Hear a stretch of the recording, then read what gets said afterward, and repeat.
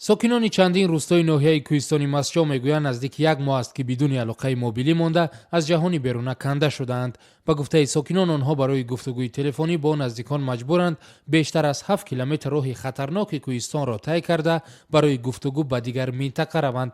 مشکل دسترسی به علاقه موبیلی بعد از نیمه دوم ماه نوامبر گرفتار ساکنان 8 دهه ناحیه کوهستانی مسجو شده است. شریف خوجا امینوف ساکن دهه غوزن ناحیه کوهستانی مسجو می باشد. شریف خوجا که اصلا معلم است قریب یک ماه می شود که شغلی نو پیدا کرده است. هر شام بعد انجام وقت کاری هم دهگانش را به دوری قریب 8 کیلومتر به دهه پید می برد تا آنها با نزدیکانشان صحبت تلفنی انجام دهند. شریف خوجا می گوید جبر اصلی نبودن علاقه موبیلی را او و چند نفر می کشند که در دهه صاحب ماشین هستند. به قول این هم صحبت ما راههای کوهستان در فصل سرما خطرناکند و نمیخواهند که هر روز آنها را طی کنند. اما با خواهش زیادی همدهگان که میگویند برای گفتگوی تلفنی سخت احتیاج دارند مجبورند هر شام این راه را طی کنند. ساکنان 8 دهه کوهستانی مسجو که حالا از گفتگوی تلفنی محروم شدند میگویند از 4 شرکت موبیلی تاجیکستان در روستاهای آنها تنها خدمات شرکت تیسل دسترس است.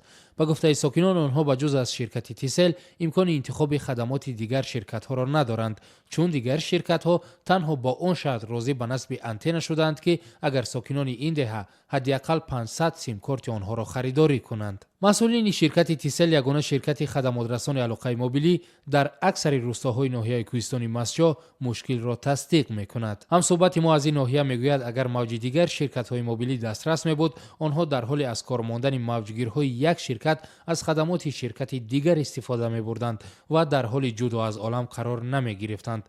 تحلیلگران نیز اشاره میکنند که برای پیشگیری از این گونه حالتها باید دولت به شرکت‌های دیگر امتیاز بدهد تا آنها برای ساکنان شرایط گفتگوی تلفن را فراهم آورند.